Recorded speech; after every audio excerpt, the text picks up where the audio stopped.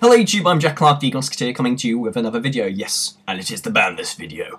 There's something not quite right with the situation at hand. Much better. But yes, of course, I am in my girlfriend's house and her room, hence the floral curtains. I know, very snazzy, and the dress. I think I would look pretty fetching in that. No, I'm not going to wear it, you perverts. Avert your eyes. Anyway, ban list video. Get on target, Jack. Okay, yes, ban list video. So I'm going to go through the ban list and then give you my thoughts and opinions. Of course, the new format of the ban list for the TCG, as dictated by Konami, is that it's going to be only for 3 months. I'm still a bit kind of on the fence with this. However, we're going to need to have a couple more ban lists for us to really kind of understand the concept and how it's really going to shape the format and Yu-Gi-Oh! In general. I do think in future, because like this format, we needed drastic changes because Dragon Rulers was so horrendously good, so they had to have a big list. However, I still do think that in future, when they do these monthly ban lists, they are not going to be as big, depending on whether or not they can stabilize the format so it doesn't need as many changes. But hopefully, being able to do more ban lists more often means that they'll be able to keep the game in more check, which means less changes in all. So let's go through the list. At 0, banned, we have Dragon Ravine, Return to the Different Dimension, Self-Destruct Button, and Sixth Sense. At 1, we have Blast, the Dragon Ruler of the Blast of...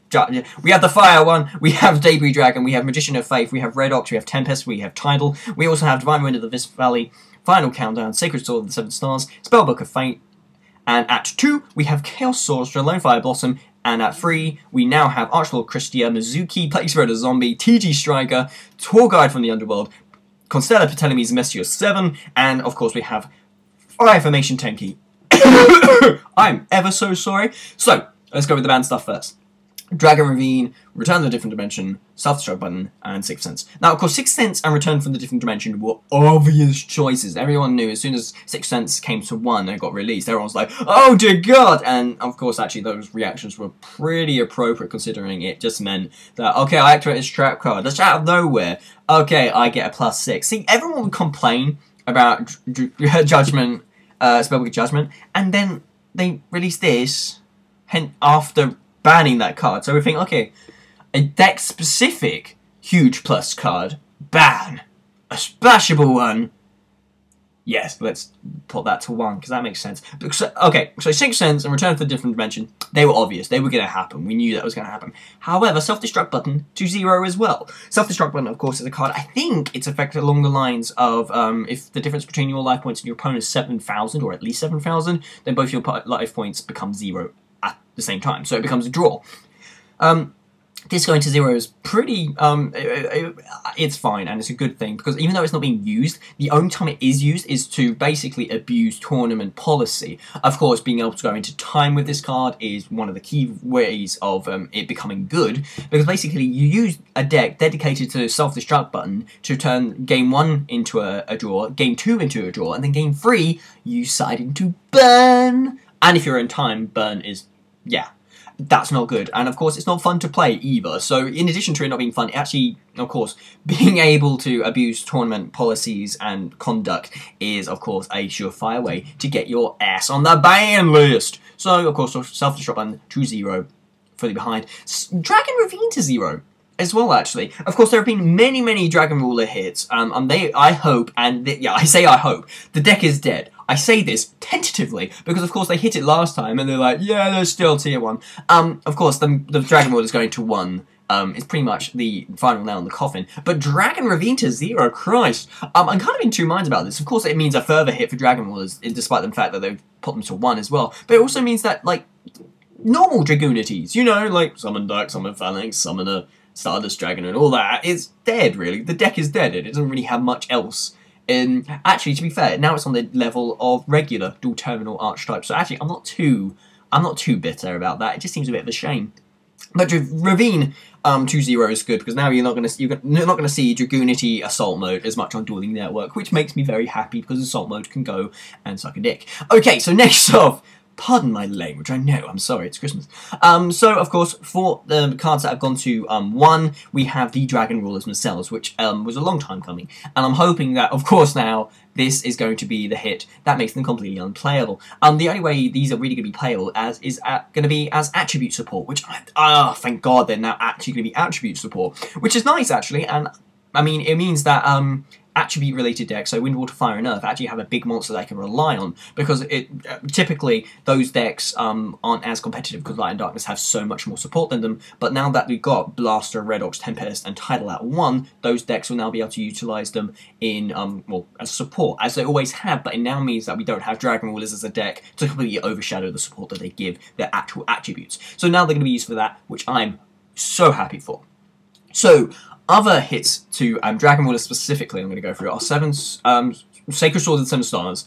Actually, I think that's it. Oh, and Debris Dragon to 1 as well. Debris Dragon to 1 makes perfect sense. Not because of Dragon Rulers, because also, limited to 2, we have Lonefire Blossom. Now, obviously, Lonefire Blossom, you're like, why is Lonefire Blossom gone to 2?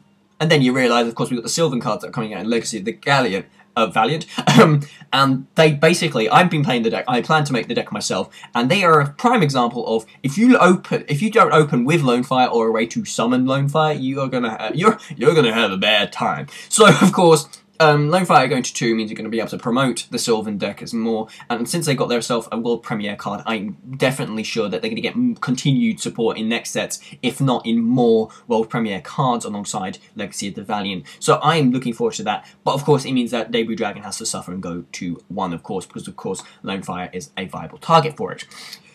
Sacred Sword for 7 stars is also a viable hit, I guess. It's just one of those really, really good draw cards, and I mean, why not? Okay.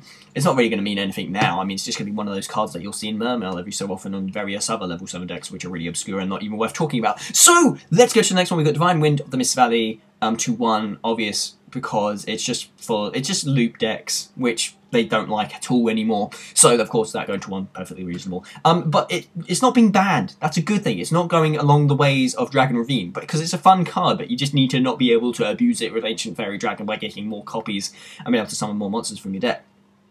So, Divine Wind of the Mist Valley to 1, I'm very happy with, actually. Also to 1, we have Final Countdown, thank God, because no one likes going up against a deck that basically needs to pay 2,000 life points and do nothing else, really, and make sure you can't do anything else in response to win. That's terrible, and of course, Self-Destruct button is a key example. They are going to get rid of that kind of stuff. So Final Countdown to 1 is very good. Card from a bygone era is a bit too overpowered, and of course, more continued cards that allow you to stall have made it just increasingly better in time, and it going to 1, I guess you can just splash it into some horrible alternative wind deck, like Exodia or something, but you're not going to use it because it needs its own dedicated deck, so using only 1 copy. Yeah, sure, Dark Bribe.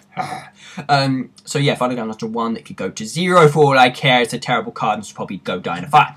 We also have Spellbook of Fate to 1. This will be the hit for Prophecies, which everyone was saying, yeah, Prophecy only needs Fate to go to 1, because of course it's a very hard card to get by, it doesn't target, and is very hard to counter. So it going to 1 is good, and actually needed to happen. However, with Spellbook of Fate, it's not actually that big a hit to Prophecy. Of course, it is quite a big hit. However, of course, with Spellbook of Eternity, there are various ways that they can recycle and reuse their Spellbook of Fate. So it just means that when they do use the Spellbook of Fate, they need to use it more sparingly, and it's going to be more of a skill card in a Prophecy deck, which I am all for, because Spellbook of Fate was a little bit unfair, but it going to 1 means that they still can use it well.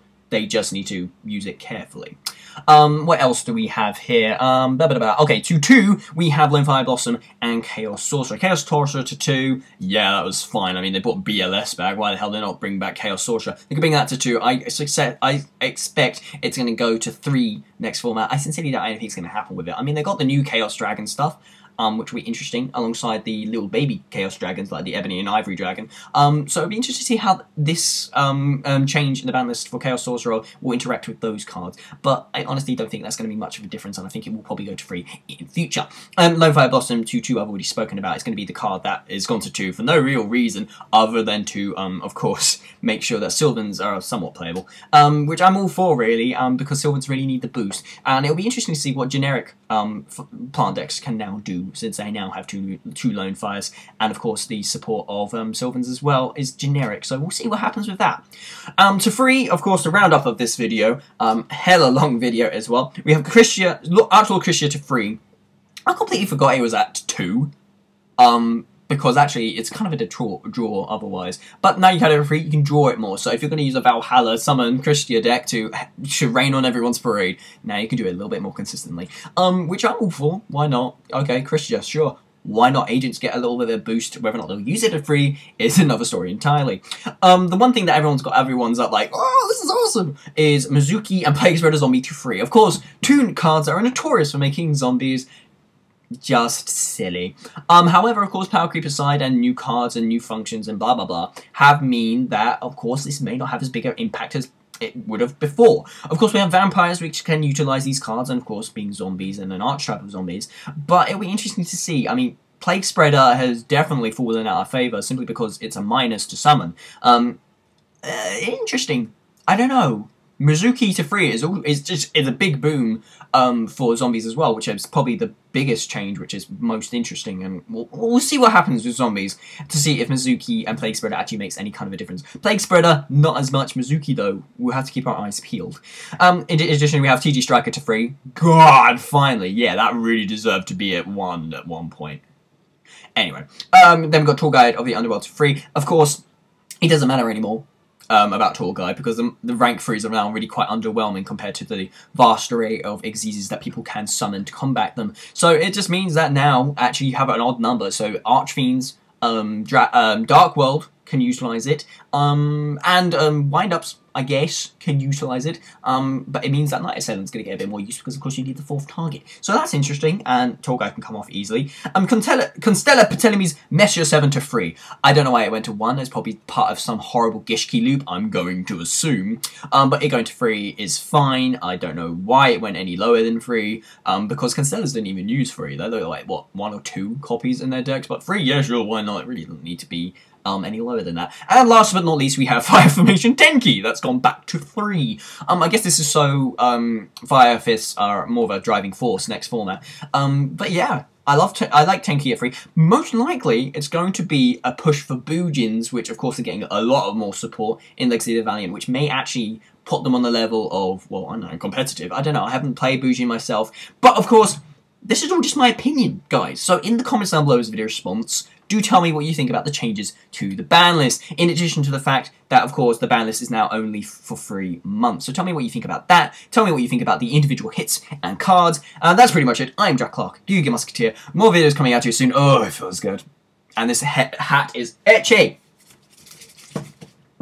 Oh, by the way, on Friday it was my birthday, so please, for my continuing kind of self-recognition and to kind of feel like people care about me, please say happy birthday. No, actually, I don't care. It's fine. I basically just said that to show you the gift that my girlfriend got me. She got me a Game Boy Micro. I broke it in the first 5 minutes of getting it, so hence the tape. But oh, it's beautiful. Been playing Pokemon Emerald on it. In addition to that, I've actually been playing Pokemon X and Y. So if you have Pokemon X and Y and want to do friend code stuff and friend Safari stuff, do send me a message or put comments in the comment section as well. But that's pretty much it. I'm actually gonna go now. Bye.